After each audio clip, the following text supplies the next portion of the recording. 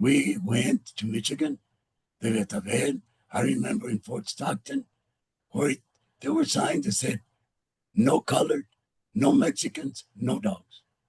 And it happened to me here in Seguin. And I remember when there were fountains in the early 60s where we were not allowed to drink other than the colored fountains. Bienvenidos and welcome to Equity en Acción, a podcast of the Texas Latino School Boards Association, where we champion educational equity for the 2.9 million Latino students in our Texas public schools. Learn more and support our growing scholarship program at TLSBA.org. And now, here's our Executive Director and host, Dr. Jamie Mathias. I am Dr. Jamie Mathias, Executive Director of the Texas Latino School Boards Association. Welcome to Equity en Acción, because equity begins with listening. We stand on the shoulders of giants here at the Texas Latino School Boards Association. We stand on the shoulders of the old MASBA, the Mexican American School Boards Association, before MASBA became SPAMILI, or the School Board Members for Latino Equity. And today we're joined by various past presidents of MASBA, the Mexican American School Boards Association. Let's meet our guests. Before we get too deeply into conversation, let's ask each of you to briefly introduce yourself by sharing your name, a sentence or two on your involvement in your local school board, and since all of you were born on the other side of the Civil Rights Act of 1964, share a few stories with us of what life was like for you, your family, and friends, and for Latinos in Texas before the passage of the Civil Rights Act. Shall we begin with the Godfather, Luis Reyes? Thank you, Dr. Mathias and Manuel, Albert. It's great to see y'all. My name is Luis Q. Reyes III, better known as the Godfather. I met all these gentlemen, Homero, Armando, Kurt Hickson, Sam Guzman, Maria Leal, Maria Casas, Tommy Molina, Albert Martinez, my cousin, Juan Aguilera, Joe Munoz, Oscar Garcia, Chief Daniel Bueno, Mayo Rodriguez, Josh Serna, Jimmy Adame, Tommy Molina, and Dr. Flores. I also remember Cito Ramos, and again, in reiterating, Escamilla and Panic, and Victor Quiroga. I served in the school board in Seguin for 24 and a half years, 11 and a half years as president, and I was honored to be asked by these individuals to be part of this. In 1992, we started forming the MASBA organization. We all worked together.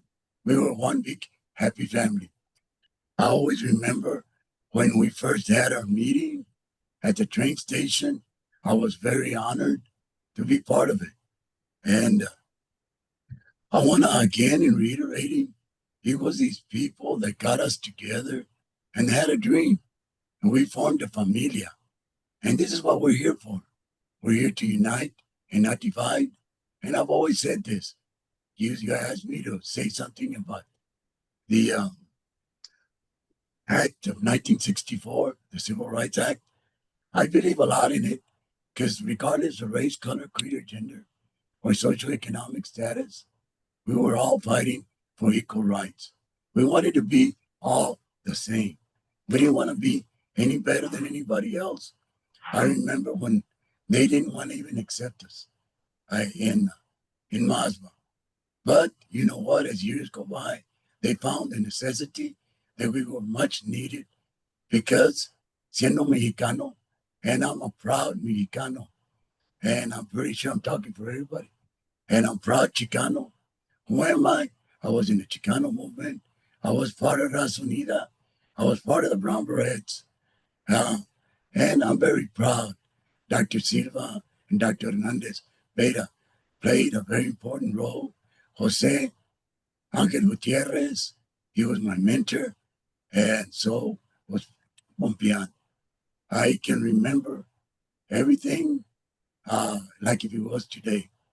We got our first mayor elected, Juan Maldonado, Guajardo was there, and that was in San Juan. Pero we all worked together.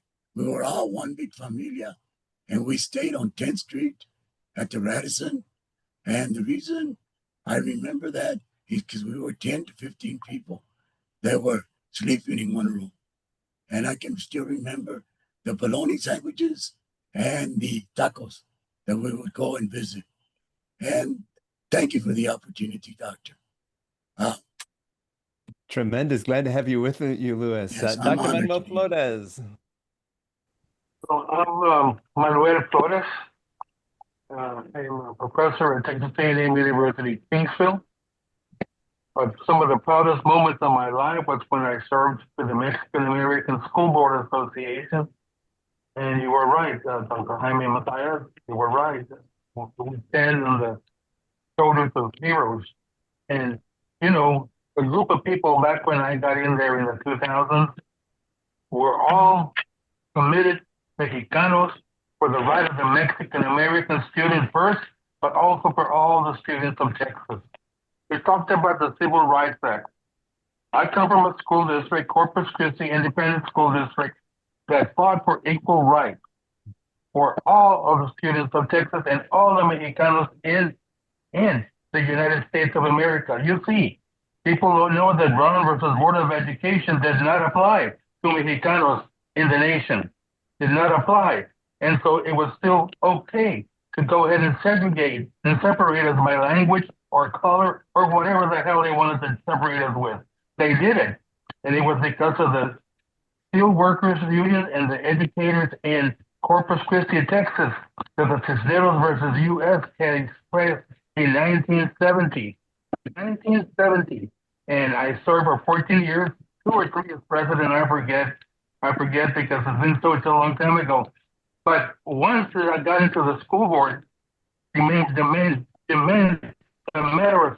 matter of equity was important. All of the schools in the Mexican side of town, I'm sorry to say this, were de la patada. They just weren't any good. They needed to prepare, they needed construction, and also we needed different programs for our kids. Somehow we never had the money for the schools on the west side. That's where I was serving, the west side of Corpus Christi. So we had an issue with that, and so I decided to run for school board, and everything went well, gracias a Dios, and I won, and I served 14 years, 14 marvelous years, but the most thrilling part of those 14 years was serving in MASBA. I say that because the leaders of MASBA back then, Senor Reyes, Senor Martinez, were movers and shakers. They weren't just people that went and had beer and had pachangas. When Joe Munoz did a lot of that and had pachangas and stuff like that, we were doing things and we're asking, our little meetings were kind of like war zones. Everybody had an idea and everybody wanted their idea to be there.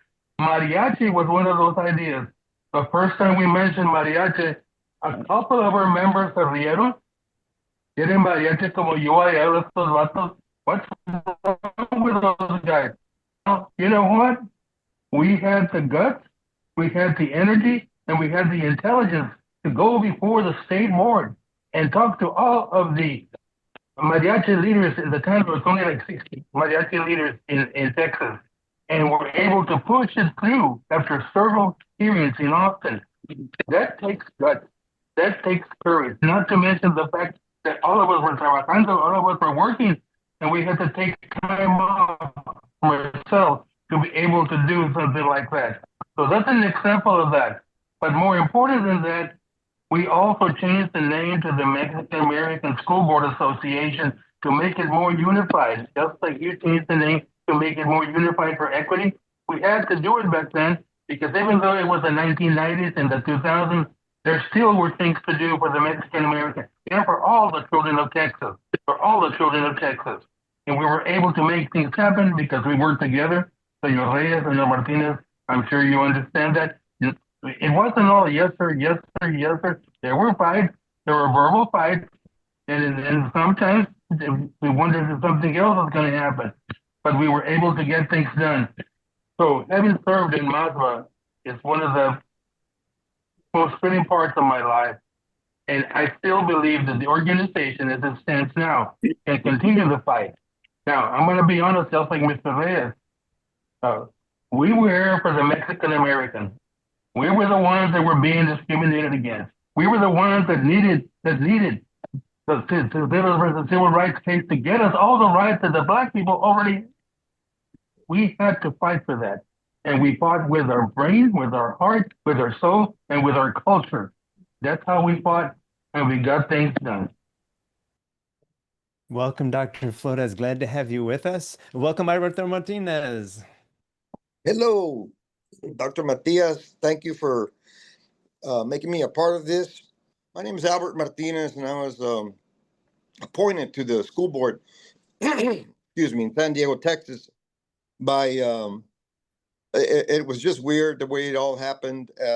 But even weirder is that Tommy Molina, who I'm very sorry he's not here today, but he suggested that I get involved because he had heard a rumor that they were trying, a little group was trying to resurrect Ezekiel, and that was MASBA, and it had been dormant for a while. So I went and sought out these people, about 4 or 5 different people. Diana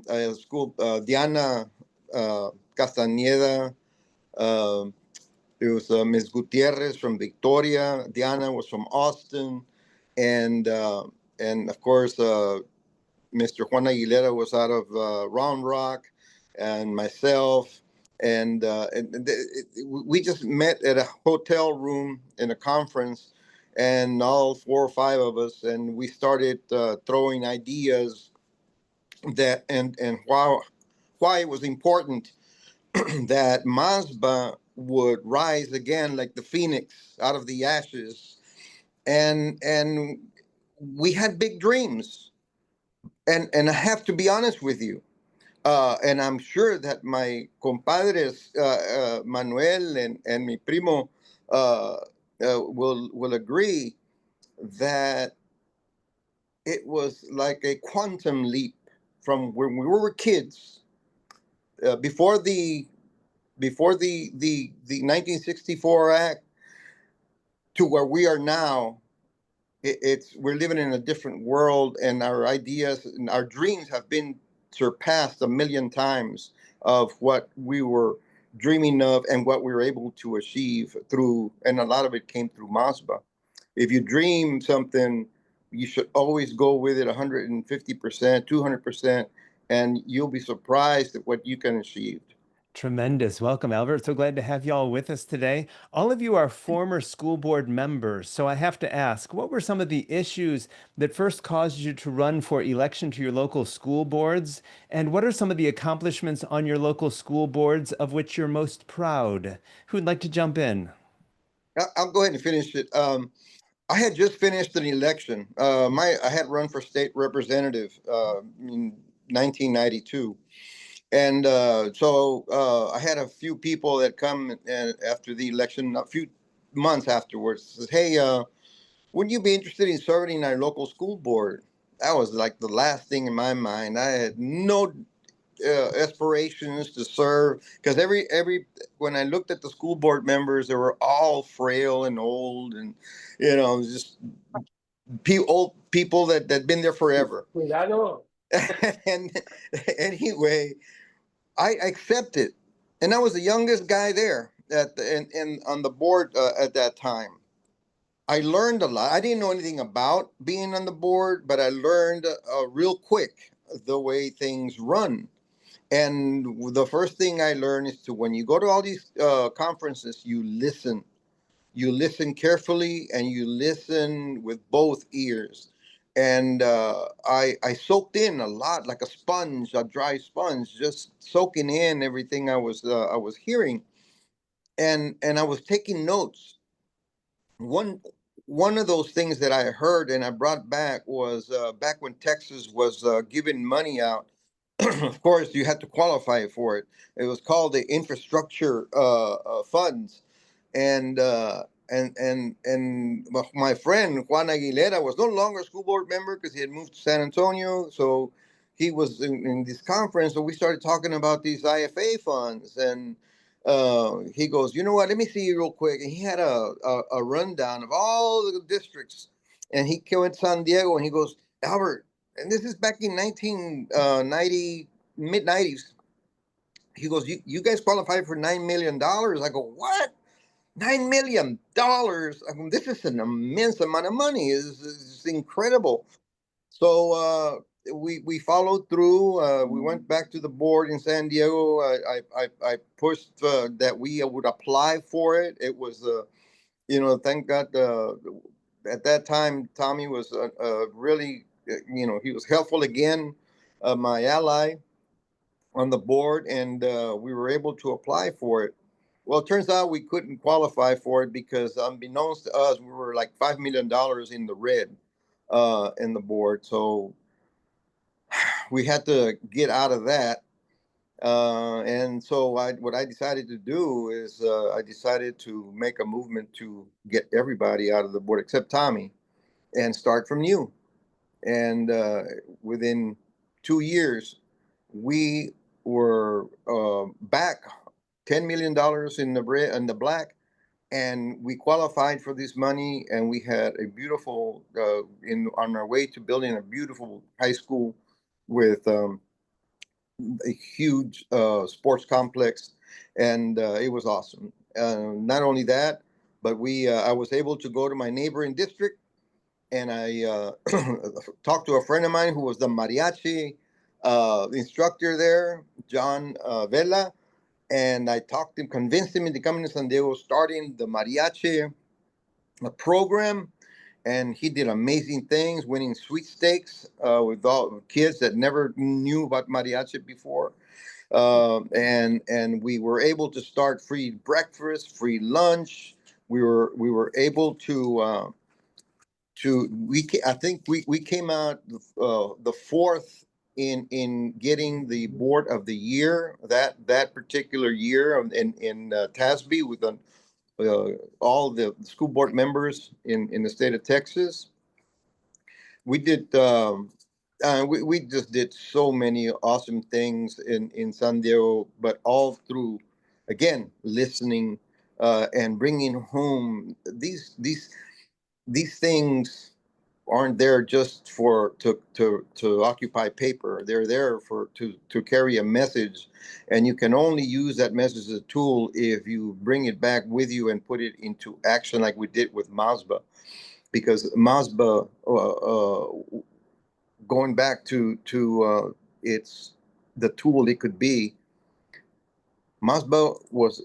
I remember growing up in the early '60s.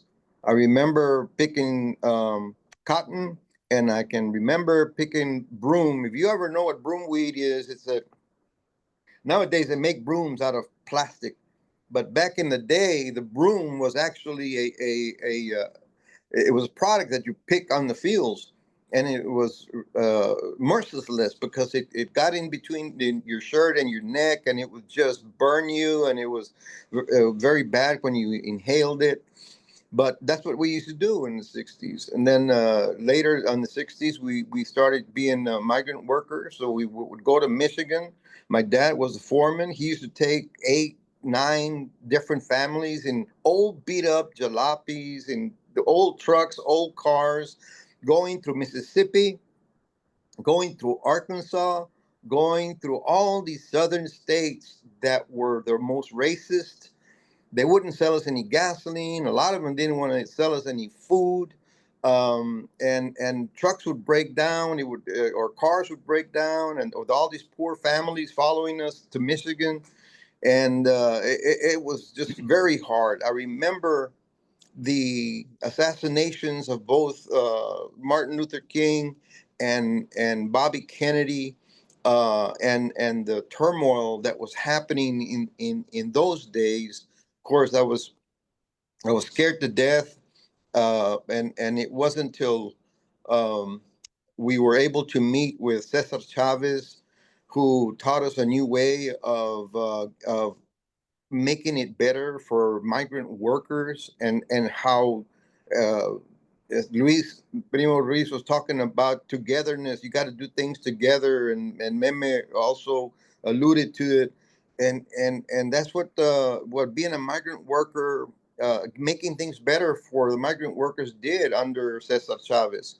We did make things better. Because we were dying out there in those fields with all those pesticides and herbicides. I still have family members and sisters that or just had so many miscarriages because of the effects of these things. And so yeah, I remember going through all those difficulties, but togetherness, we were able to change that.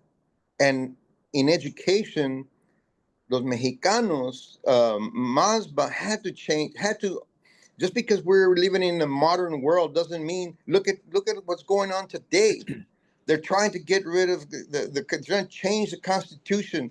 They're originalists that believe that we should be living in the way the Constitution was written, even before the Bill of Rights. And all that needs to be retaught. We've lost that link. We lost several links, if you ask me. But so I think that we need to get back to teaching our kids where we come from, because the only reason these Gen Zs are lost is because they don't have any idea they don't have a solid foundation, and the only one that can provide a solid foundation so they won't forget where they came from, where their bloodline is, and what our ancestors believed in, including the indigenous Indians and Incas and Mayans, even the Spaniards that were mixed up with all these bloodlines. They need to have that curriculum in the schools, and they're not. The other side is not going to offer that, because in my mind, they're already scared that the minority is going to become the majority.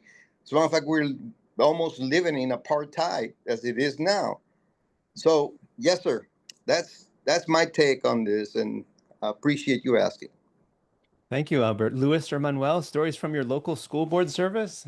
I remember my daughter going to elementary school in the west side of town where we live. The school was very old. It didn't have technology even back then. All the other schools had technology. Hardly had a janitorial service. A poor old Mexicana was out there as their only janitor. And anyway, things were just not like the schools should be. As a matter of fact, the Catholic schools were better than the public schools. So I went to the school board or to the school administration office, and I asked, who is the school board member for District 1? One of the assistant superintendents then told me, oh, we don't have a school board member for District 1. We haven't had one in 6 years. I said, what? So who can I talk to? Well, you can talk to one of the at-large candidates. I said, wait a minute. You said that there's no school board member representing the people of the west side of Corpus Christi? No. And I asked him why. And straight in the eye, he looked at me and said, nobody's qualified. Wrong answer. He never should have told me that. And so, well, you have one now. And who are you? So you'll find out. You'll find out, because I'm Manuel Flores. You'll find out. And so basically, I wound up running for school board because nobody in the District 1 was qualified to be a school board member, according to an assistant superintendent of schools at Corpus Christi ISD. And I was fortunate enough to win 2 or 3 elections, I forget, but serving 14 years. And Albert, you're right. It looks as if our children, gently, or whatever you want to call them, they forgot who we are and how we struggle. But, there is a war against our children, and there is a war against us. I hate to use the word war, but when they say Mexico sends us their words, they send us their things and their rapists and a chingada, and that stuff like that, that puts a fine in picture that we're not any good. And it puts the mind in the kids that they're not any good. And we have to put up with this, because that's when we elected. But we are not the worst. We are not rapists. We're the hardest working people in America. I'm saying that flat out. Yen más, who else would be waiting outside of Home Depot to get a job for 6 hours so you can go cut somebody's grass? Okay, we lack education. That's why we're here. That's why MASBA and TLSBA is here. But don't ever call us lazy. Don't ever call us murderers. Yeah, there's a couple of us that do stuff like that, but la mayoría are hardworking people, and we get that from our parents and our grandparents. So we need to teach those things again. And that's why the addition of mariachis programs to the Texas public schools was so important. And that's why this organization and its legacy now, like MASBA, is so important. We have to be a voice for our children. We have to be a voice para toda la gente. We have to be at the table. And this organization, MASBA, TLSBA, makes it hard. It puts us at the table, and they can at least listen to us, at least know that we're serious. And you know, they're arresting people that are working on the lawn. They're arresting people that are standing to get a job at Home Depot or someplace like that. They don't want us here. I say that flat out. They don't want us here. Guess what? Como dijo mi abuelito, aquí estamos y no nos vamos. This is our country as well, and we're going to fight, believe in this country. We're going to fight for this country. We will fight for it. They don't know how patriotic a Mexicano can be for the United States of America. Shut up.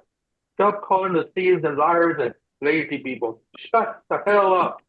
And if you try to push us around, push comes to shove. A ver qué pasa. Thank you, Manuel. Louis, stories from your service on your local school board? That Manuel and Albert, I am so proud of Dr. Flores and mi primo, Alberto Martinez. He brought back some memories of the discussion. See, I got elected in 1992. We had just passed a single member district. We had sued Guadalupe County for equal rights so we could have our own single member district. And I was gonna run for city council, and I wanted to be mayor later. But I fell in love after attending Hispanic opportunities in New Mexico and Albuquerque. It gave me an opportunity to realize how important it was to be a school board member. And you know, being that I had gone to a all Mexican school that we called Seguin Elementary School, it was an all Mexican school. It didn't get segregated until we were segregated. We got desegregated in 1968. But we all used to call it Juana Heights, because you would have children there that were 16 and 17 and 15 that were migrant workers. I'm a migrant worker myself. We went to Michigan, the Betabel. I remember in Fort Stockton, where there were signs that said, no colored, no Mexicans, no dogs. And it happened to me here in Seguin. And I remember when there were fountains in the early 60s where we were not allowed to drink other than the colored fountains. And I remember a restaurant called Candy Kitchen. And I asked my parents, why aren't we, and my abuelitas, why aren't we allowed? They wouldn't allow us. And like I said, in reiterating, I learned a lot from being involved in Chicano movement, in the Mexican movement. I'm a proud Mexican American.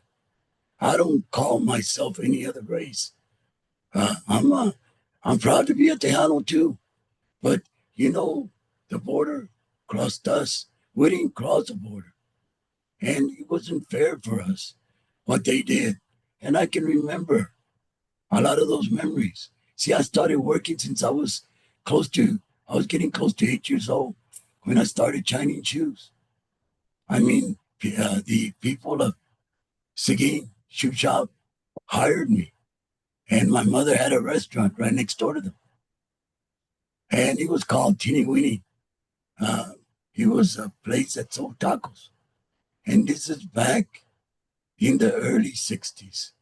But I've had an opportunity to meet great and wonderful people.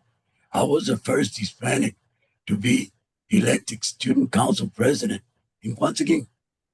And like I reiterating earlier what I said, I couldn't believe that there were people dropping out in the 6th grade and not going to the 7th grade. I was very lucky and fortunate that I joined the band in 6th grade, and I got an opportunity to meet other people. But being and going to an all-Mexican school until we got segregated in 1968 and working together with African Americans and Hispanics, believe me, it wasn't easy. At the beginning, we just couldn't get along, but we found out how important it was to get along. In 1972, when Ramsey Muñiz ran for governor, he got close to 270,000 votes, as I understood. Hilda Longoria, that was his mother. She was a far distant cousin of ours, because my grandfather was very proud of her. She was from Corpus. We were all working for one thing, mi abuelita and mis tías, and because I was brought up by my grandmother and my grandfather. They said, no longer y'all gonna go do any migrant work.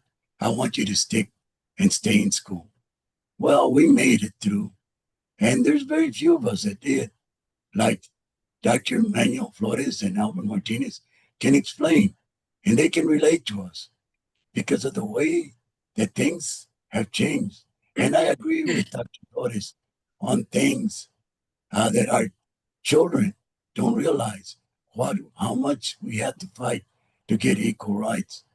And that's all we were asking for, is to be the same and not be any better than anybody else. And I think if we follow that philosophy of being the same, I think we can enjoy freedom. And like you said, Amendment 14 is very important to me. And I'm glad that Lyndon Baines Johnson on July the 2nd, 1964 passed that. And we need to all work together like Dr. Manuel Flores. And I'm just going to reiterate, I learned a lot from Dr. Flores and Dr. Martinez and Joe Munoz and Manuel Rodriguez. We helped, and you, Dr. Matthias. I work with you. I was there when MASBA was just 17 board members, and I rose it to 68 because I've had a dream, and my dream is that we're all the same. And I worked with the help of Dr. Flores and Dr. Martinez. I never did anything by myself. I did it with our familia. And that's the way we're supposed to be. I felt that I was part of a very important group. Like I said in reiterating, in 1992, I got a chance. I met Alberto Martinez, and I didn't know he was my cousin until he told me who he was. And San Diego played a very important part of our lives. The Reyes in San Diego, they're related to me. And the Garcias and and Albert's family, which is related also to my wife, we all played a very important role in getting this thing started. But I tell you, I owe a lot to Juan Aguilera. I owe a lot to Dr. Flores, and I owe a lot to in reiterating, Albert Martinez, Juan Aguilera, and as I can recall, a lot of the people that were there, Manuel Rodriguez, Josh Serna, Jimmy Adame, he played a very important role. I say this, thank you for putting us together, because I saw a lot of the problems that we had when getting started. I was there when we brought TLSBA together with MASBA, and we brought the Black Caucus together. Yeah, Irene Galan Rodriguez, Armando Rodriguez, Homero Garcia, Oscar Garcia, I mean, I can name, Yes. I can keep on naming people because we never worked against each other. We worked with each other. And I appreciate you getting us together. And you brought it to the next level. I told Armando, after doing it pro bono for 4 years, executive director, I brought you up to $253,000. And before I got out, I asked for it. Flores got it. Do you remember, Dr. Matthias, about that? When I asked for that, Flores got it. And what was found? Nothing. And I returned all my books and I left MASBA. I left MASBA because I wanted somebody else and develop other leadership beside myself. I've never wanted to be there more than 1 year. And I can remember Maria Casas, Maria Leon. I mean, they played everybody that was been part of us played a very important role.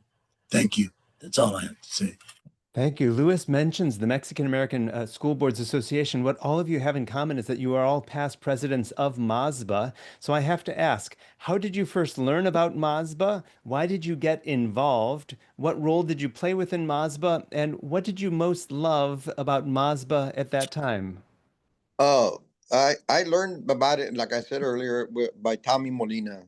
Tommy was in the board with on TLSBA. And he goes again, because hey, there's a rumor. I hear people. So I said, okay, I'll check into it, and I did. And so we talked. I met with these few people, and we talked about resurrecting it. And we went started like the little pachangas. Those little pachangas we piggybacked after TLSBA's conference, and that was all fine and dandy because we were bringing in new people that go, hey. This organization called MASBA is having a little pachanga. Yeah, los mexicanos, donde hay pachanga, they're gonna be out there. So we had a good time. We had a great time, as a matter of fact. But it came a time when pachangas are not enough.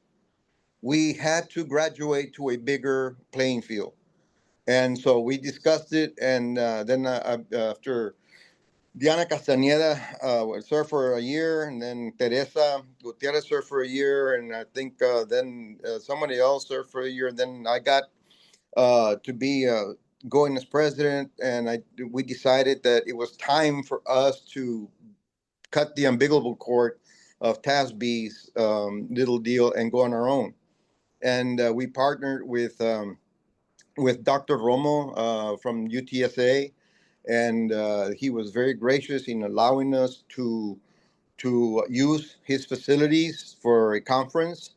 And lo and behold, it was the first year. I think we had like maybe 100, 150 people show up. That was awesome, in our deal, and we were able to enroll a lot more after that. A lot more kept wanting to come in and be a part of it.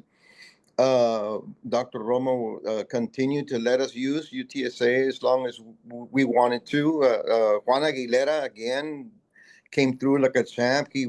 His firm, Panticas, and Escamilla and Panticas would they would fund a lot of the expenditures that we had, and it just kept growing. I was served as president for 3 years, and then it was time for me. Yeah, enough is enough. Let somebody else handle this train. I knew it was growing. It was already. It had already passed its walking stages. Now it's running literally in a small, little slow, but it was running. And other people. That's when we started talking about serious issues. Yeah, there was a lot of issues besides the mariachi issue. As far as what we as MASBA considered that the mainstream um, classes or the school district should be implementing, and then I decided to step out and let somebody else take over the reins of MASBA, and it was something that I'll always be proud of as long as I live, because even though I work for the U.S. Congress now, and it's a big honor, MASBA will always be one of my biggest. Thank you. Thank you, Albert. Reflections on how you met MASBA and what you loved about MASBA? Well, I saw it in a flyer at the convention, the TLSBA convention. There was a simple flyer that Tomas Molina had put up, and I saw him putting the flyer up. And I had been a high school rival of Tomas Molina when we were both juniors and seniors and all that stuff. And he had beaten me in extemporaneous speaking contest one year. He got first place and I got third, something like that. But I said, Tomas, what are you doing here? And he's like, oh, well, I'm in the school board. I'm blah, blah, blah, in San Diego, and all that stuff. And anyway, before going any further, that's how I found out about MASBA. But Tomas Molina and Juan Aguilera were champions. They just were champions. And one of the things that I regret is that after I left MASBA, I wasn't able to honor those two people for the work that they have done. They had the La Campana Award and the Molcajete Award back then. I don't know if you guys remember them. I don't think Tomas or Juan ever got this award. They deserve a lot more. They did so much. So anyway, that's how I heard about MASBA. Pero me acuerdo lo que me dijo Tommy Molina. I went to the meeting. Like you, it was kind of quiet. I went in. There might have been 25 people there. There might have been 25 people. And some of them were coming in and leaving. Pero Tommy Molina said, he said in español, excuse me for saying this, ahora cabrones, ¿qué vamos a hacer? Ya tomamos cerveza, ya tomamos tragos. What are we going to do now? And he was like that. Juan Aguilera rose his hand. No, ¿qué vamos a hacer? He wanted everybody to get into it. Juan was always raising his hand saying something. He wanted us to do something. And there was something that he wanted to tell us about. He wanted us to join the Tejano History Project for the Texas School Board. And so Dr. Zamora, Emilio Zamora from the University of Texas, recruited MASBA people to write little stories about the little communities. So the Tejano History Project became something that was important to MASBA. And we talked about it every convention ever since. And those are issues that went beyond just pachangas. And you're right, Albert. You're right, Luis. We had pachangas. We got together. We know how to party and we know how to work. That's the thing that we do as Mexicanos, as Tejanos. We've always been able to do that, but we never shrink back from our responsibilities. So with leaders like Tomas Molina and Juan Aguilera, we were able to spearhead MASBA into a thriving working organization. And, you know, they never were little steps, Albert. We took big steps as soon as that group of people got together. We took big steps. They said, well, yeah, we have to be in Austin. I was. It's 3 hours, 4 hours away from Austin where I was at. I was. I'll be there. And that's the thing. We were doers. And we were not the worst in Mexico said. We're not the worst at all. We were doing things not just for the Mexicano or the Tejano, but for the children of Texas. And that's the mystery of MASBA. We were there for Mexican Americans, yes, and I'm very proud to be a Mexican American. Senor Reyes, very proud to be a Tejano, Albert, like you are. But we were there for the children of Texas and making sure that the Mexican American children got the best education possible is that formula that'll make Texas greater and America greater. But I'll never forget when I was sending my daughter to this elementary school in Corpus Christi, and I got told, there's nobody in your side of town that's qualified to be a school board member. And they were serious. By the way, I take great pride in saying I was the first Corpus Christi board member to join MASBA. And now they all join it, you know, stuff like that. But I'm very proud of that. So that's how I found out about MASBA, a flyer by Tommy Molina. Thank you, Manuel. Luis, stories of MASBA? So I found out through Juan Aguilera. He was a school board member in Rockport. What was he? Round Rock, I'm sorry. And Tommy Molina. I was told by several Mexicanos that were superintendents, you don't want to join up that organization. You don't want to be over there with them. And I said, no, I want to be part of it. That's the way I've always been. And by the way, the Molcajete Award that you mentioned, I got it in 2000. You got it. And Of it was course you because did. of, yeah, and it was because of you. I did not make it by myself. I made it. I'm never going to give credit. I'm not a yo-yo. And I'm like y'all. It was all about all of us working together. And I still remember that Diana Castaneda. I mean, I had a great time with everybody. I had a great time because everybody had their own dreams. And we all worked with all those dreams because we had seen the way it was before. I can remember when TLSBA did not even want us to exist. You know, they were worried about us. I remember when Aguilera had her own groups and we would get together with Albert Martinez. And Manuel, I remember you in the 2000s when you came in. I was not there for myself. I was always there for everybody.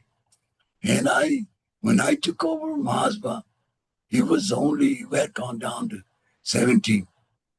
And there had been something had gone wrong in McAllen in that era when we had the convention there. And we brought everybody back else together. And by the third year, I had 253,000. Because what we were doing is collecting 1,000 from each person. And because of y'all, we made it through. Because of y'all, your leadership skills and working with the leadership skills of everybody, we all work together. And again, in reiterating, it wasn't easy for us. I remember when TLSBA told me, because we were going to start interlocal agreements, that we couldn't attend meetings with them. And I remember that because Irene Galan Rodriguez, Armando Rodriguez, Homero Garcia, Maria Leal, we all had a meeting. I had a meeting with Irene Galan and Armando Rodriguez, and with the help of Kurt Hickson and Sam Guzman, we made an agreement that we wanted to work together with everybody.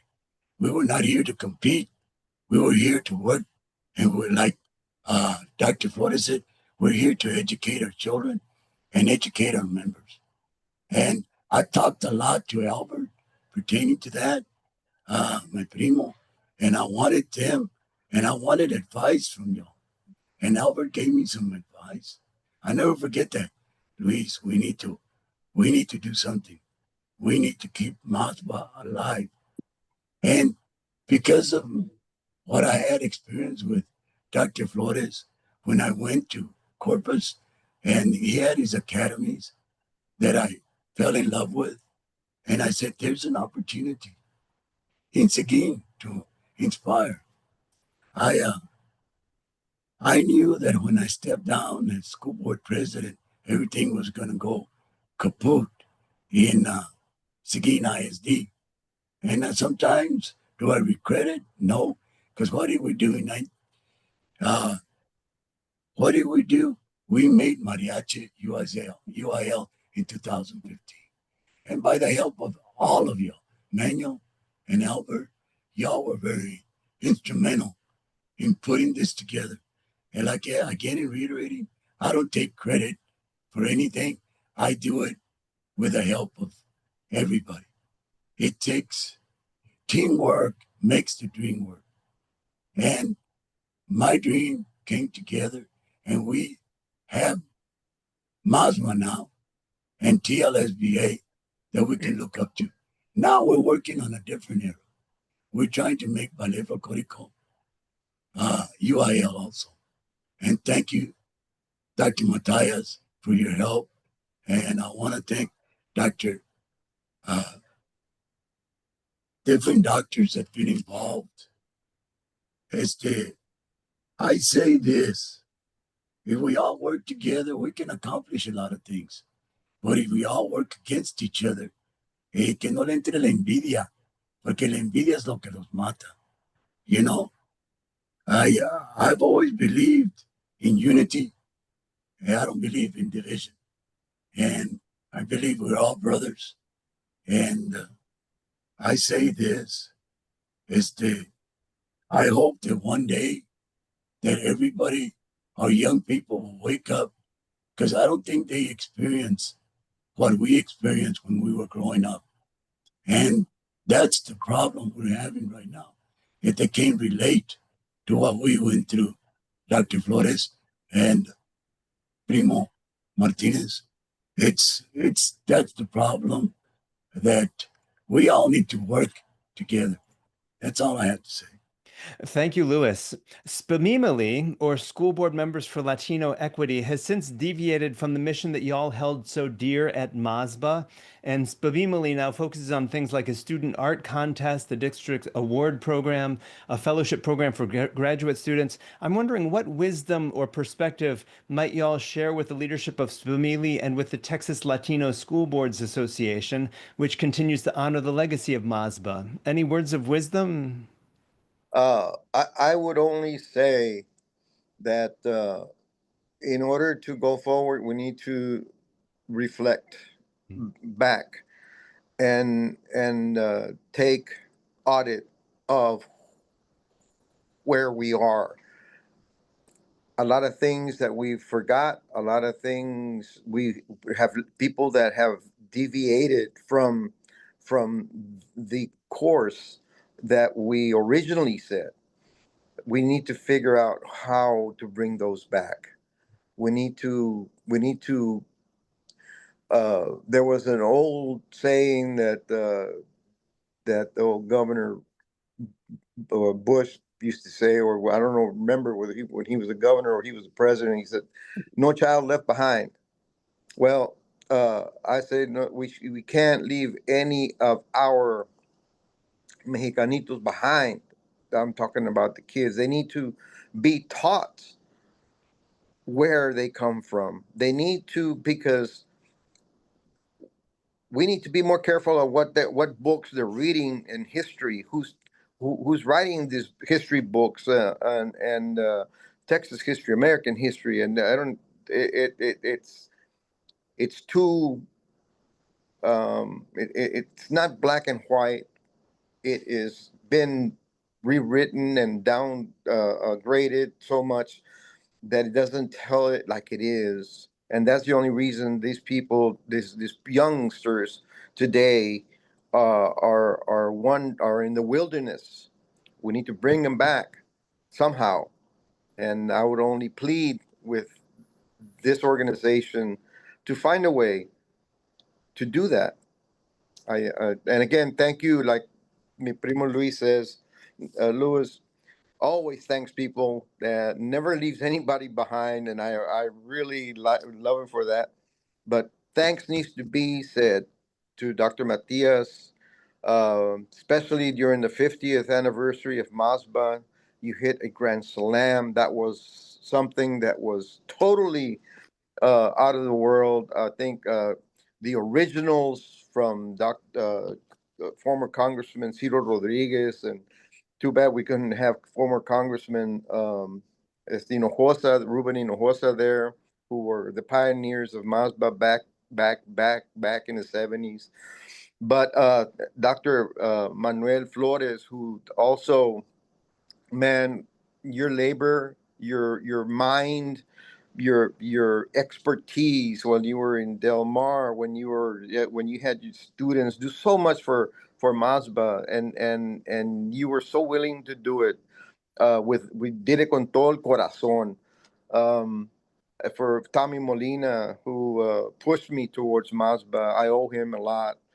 For Viola Garcia, to Jimmy Adame, all these guys who andaban con pico y pala when there was no money there.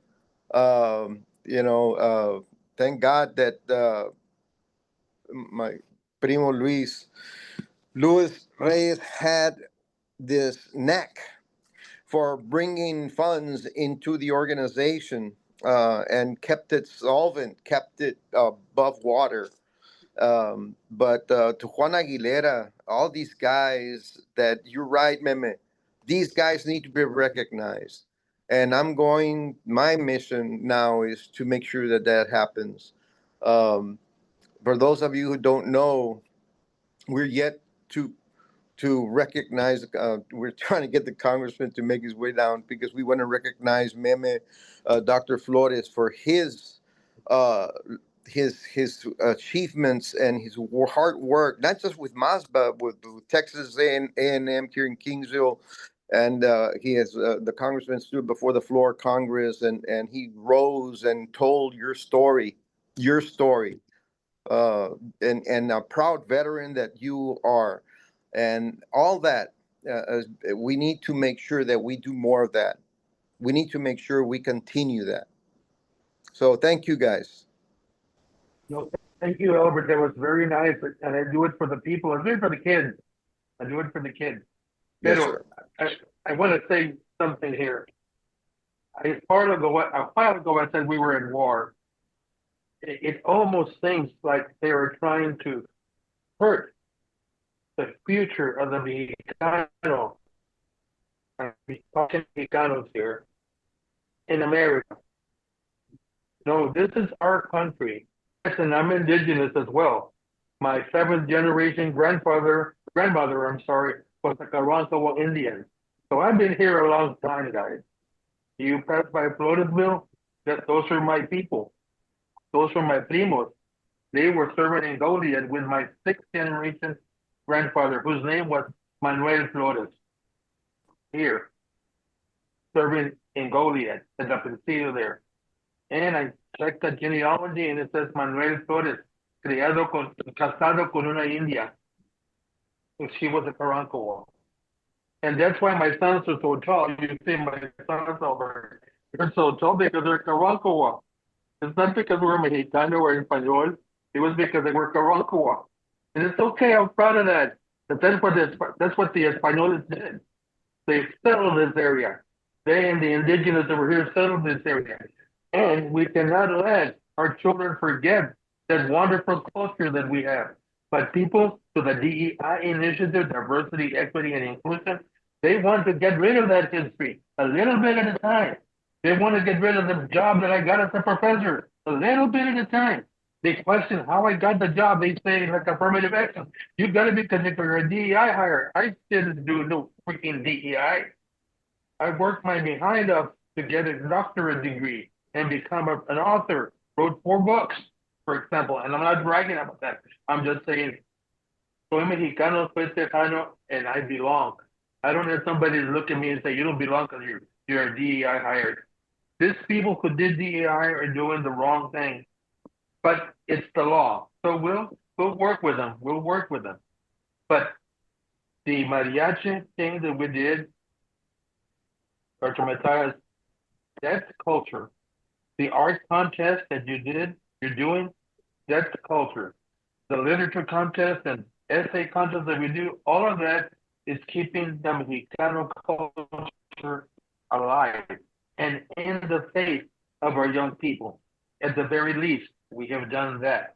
At the very least, how can they forget about their culture if somebody is saying, con dinero y sin dinero? Of course not. That's our story anyway. That's MASBA's story. Con dinero y sin dinero, hago siempre lo que quiero. Y mi palabra es la ley. I can't sing, but what the hell? You know? Sound good. So there we are. We're doing things to keep the culture alive, as Mr. Martinez said.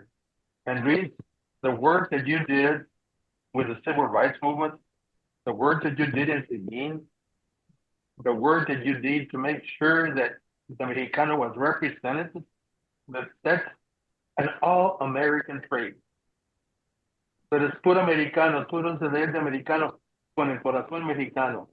I was born in Floresville. Okay, I have cousins that are Flores, in Floresville. Mi tío Max Flores and mi tía Adela Flores. They worked for ID Flores I was born in Floresville, you know. And you talk about indigenous. My grandmother from Seguin was a Yaqui Indian.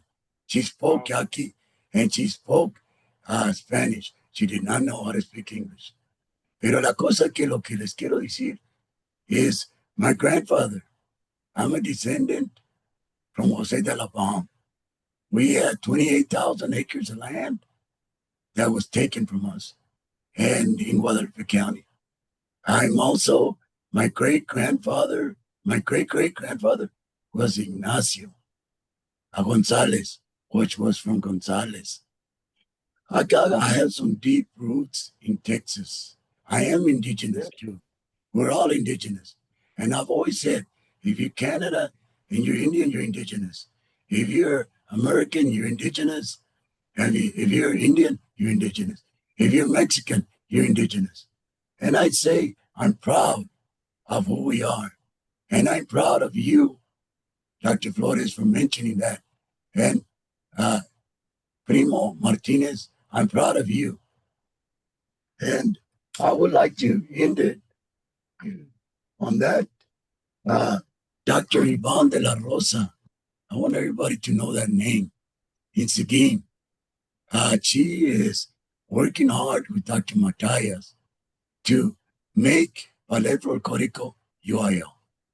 And I praise you, Dr. Matias, for everything you do for us. And I praise also MASBA for keeping us in the limelight, both of y'all. And I'm not here to say anything bad about no one. I love everybody. I have no enemies. I was going to be a priest. I changed my mind, and I was blessed by having my wife, Linda, and my children that are primos of Albert Martinez. And that's all I have to say right now. And what's the next question? Thank you, Louis. One last very serious question before we come to a round of final words. And the last very serious question is this. During the past 2 weeks, we've seen a crackdown on the First Amendment right to free speech here in these United States of America, with some 500 Texas public school teachers now placed on a list for possible censure due to their exercise of their First Amendment rights. In light of such events, many people are admittedly afraid to speak out. My question for y'all is, are there any words of hope that you might share with those who are trying to make sense of current events? To me, and Manuel Flores is also a veteran, but we served proudly. I volunteered during the Vietnam War, and I fought to defend our Constitution. But now that I'm older and wiser, I was beginning to really understand what who wrote the Constitution, and what it meant to them, which was not exactly what it meant to us, because back then there wasn't us; it was just them, white property owners, and until the Bill of Rights later came on, but it's insulting, and it's grotesque that we fought. A lot of veterans, every single veteran fought for that right to keep the freedom of speech available to anyone. And now people are getting dismissed from their jobs for speaking their mind. Is insane, especially when the commander-in-chief that we currently have is a draft dodger and a 34-time convicted felon. And, he never once raised a finger to defend this country, but is doing everything to raise hell on destroying it. Is disgusting. And that's my take on it. Thank you, Albert. Words of hope? We are a people of faith. After saying all that, we are people of faith. We still have faith that, as Martin Luther King said, we can overcome. Tomorrow's another day. We live to fight another day. Tough times don't last. Tough people do. We just have to stick there and keep change comes from people who bring out the majority to the polls. And that's the only time we can change stuff is during these elections. If we don't get out there, then don't expect things to change. We need to vote. Other words of hope? What I'm listening, what I'm seeing on TV, people are abusing that. They're not giving us the opportunity, and they want to abolish everything that deal with Mexican American, with African Americans. You know, we've done a lot for this country, and my whole thing is we need to wake up. It's time that the sleeping giant wakes up. Ya no tenemos que tener miedo. We don't have to be scared of anybody. You know, we can dominate Texas. We could dominate anywhere, especially here in Texas, if we all work together for one reason. And that's to be able to educate our children and have the right to be able to do what we want and to have the right of the freedom of speech. Right now, I see the same thing. As a veteran myself, I believe a lot in the Constitution and what I swore an oath to protect this country. And I don't believe that nobody, and especially someone that never was part, and I was never a draft dodger, but he was. And I say this, no tengan miedo, wake up. I'm like, I believe in what Dr. Flores and my primo Alberto Martinez has, what they've said. And we've gone through it. And it seems like we're going back to the 40s, 50s, and 60s. You know, we need the people to start waking up. We need to develop an opportunity for our young people to see what we went through in order for us to be able to enjoy this freedom. And a lot of people don't understand when someone tells you that you can't say this and you have constitutional rights, they shouldn't take advantage of that. Thank you. Thank you, Luis Manuel. First of all, what they're trying to do is unconstitutional, trying to silence Americans from speaking their mind. And it's not hate speech, it's satirical speech. And it's not hate speech, it's educational speech. At the university that I teach at, they're not able to teach now some gender studies schools because the governor said so. You can't teach that. But here's the irony of the situation. Organizations like the TLSBA and the MASBA, we're fighting for the right to teach everything to our children that we can. We're fighting for the right to continue to do the constitutional right thing to do. We're fighting for that right for our students. Yes, we're fighting for our culture. We're fighting for Mexicanos won't be forgotten or Latinos not be forgotten. The Latinos and the Mexicanos are part of the culture and the fabric that makes America great. We're fighting for that. And the least we can do, which is what MASBA did and TLSBA did, we're at the table. We're there and we have ideas and we propose this idea. Someone, they can say no. They can say no, but we're going to bring it back with an idea later and another idea. That's what they said about the mariachi, Luis. No, you can't do it. You're crazy. What are you doing that? Seguin was an example of that, by the way. Yes. They didn't want the mariachi to be UIL 4. That let us sing.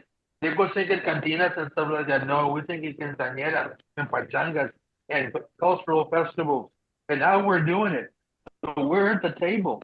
And we've done the right thing by making sure that people understand que estamos aquí, estamos cantando, como dicen, con dinero y sin dinero, but we're doing the right things. We've got to stay at the table. And Albert, you with your congressman, you know, you're at the table, you're there. We've got to get you elected again. We have to get you elected again because we're there. It's okay, you're not the majority, but you're there and you bring ideas and you fight for it. That's what MASBA has been doing all this time.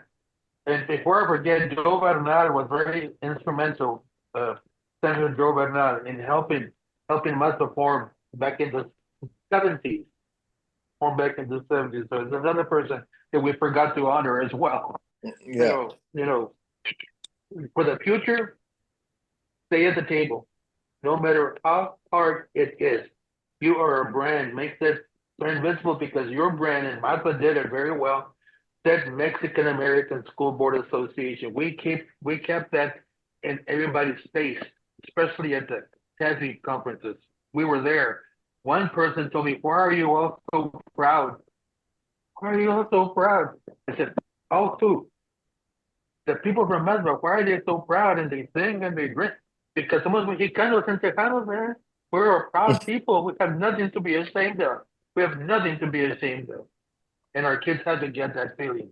Well, con el favor de Dios, with God's will, we can change it a little bit at a time. A little bit at a time.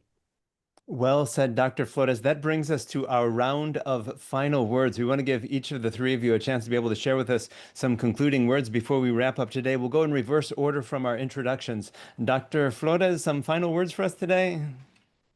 Well, first of all, thank you for having us come together and discuss it. I hope people listen to our little talk that we had, and I hope people understand that these are tough times, but they're not as tough as the ones we went through back in the 50s, 60s, 70s. They're not that tough. And maybe that's the difference. Our kids don't know what tough is. Our kids don't know what a struggle is. Maybe everything's easier for them than it was for us. Maybe. But no. They're trying to bring us back to those times, as you said, Senor Reyes. They're trying to bring us back to those times when everything was difficult. They're trying to bring us back like my primo from Herbernville High School was told by his counselor, "You're not college material." But he wasn't just him. 50 different kids got told, "You're not college material." I was lucky. I made good grades, so they said, "Okay, now you'll probably make it," that type of thing. And I did. But that's the way it used to be. The counselors used to tell you, "You're not college material," or the counselor used to tell you that each branch is looking for a couple of vaqueros. Maybe you can go out there and work as a vaquero. And that's most of us knew about horses and stuff. So we'll go. And so, yeah, we don't want to go back to those times when they tell us, "You can't do this thing. You can't pass college. Why don't you consider going to trade school?" We can't do that. We can't. Yes, and some of us do really good in trade.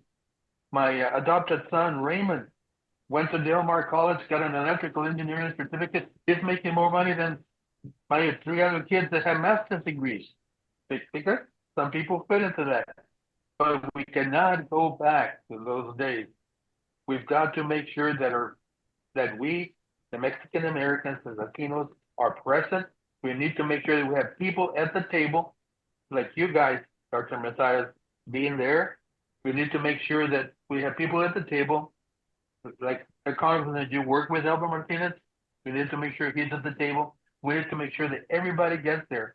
And we might not build Congress and we might not lose the legislature, but as long as we're at the table, we can make a difference. That's closing thoughts, and good luck. Que Dios los bendiga. Thank you, Manuel. Thank you. Albert, final words? Yes, thank you so much, Dr. Matias, again. And I'll probably end up thanking you in the future because I know you're going to do wonderful things.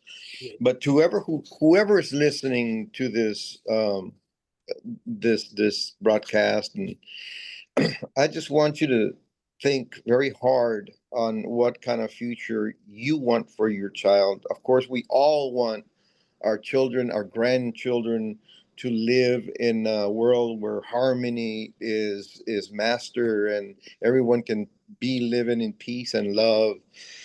But unfortunately, right now we're living very, very difficult times.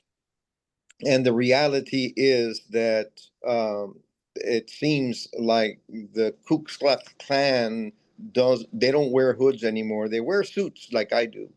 And they some of them even speak Spanish. And they'll come and shummy up to you, and then they'll use that. So be smart, educate yourself, learn where you come from. Don't forget your roots. Understand where your parents are, who they and your grandparents. I'm a very proud great grandson of a captain in the Union Army. He was Captain Cecilio Valerio. I keep him, and I always brag about him because we've had a family member in every war since the Civil War, and we understand what defending our rights are. We know what our rights are. They're just trying to trample on them. Don't let them do that to you. The only way you can fight this is by being smart and educated. Education is our defense, and that is going to be our sharpest sword. So make sure and get educated. Don't let them pull the wool over your eyes. So thank you again. God bless you. And again, Dr. Matias, muchas gracias. A usted. Thank you, Albert. Godfather, you get the final word. Last thoughts? It was an honor to be with Dr. Manuel Flores and Albert Martinez. And of course, you being here too. Thank you for having this. It's like, again, and reiterated, it's not about me. It's about us. It's about we, the adjective. If we all work together and achieve the goals that Albert and Dr. Manuel Flores and Albert Martinez, I think we can accomplish a lot. And one thing that I'm so proud of these two, because they have no fear in speaking. And I have no fear in speaking. I'll never have. I'll always come out and say what I feel. And thank you for having this, Dr. Matias. And I'm proud to be part of TLSBA and also part of MASBA. Thank you, Luis. We just want to take one more opportunity to thank all of our panelists here today, former presidents of the Mexican American School Boards Association. Thank you for inspiring us with your stories, and thank you to all who support our Texas public schools. Thank you for joining us for this episode of Equity in Acción, because equity begins with listening. Gracias. Thank you for listening to Equity in Acción, a podcast of the Texas Latino School Boards Association.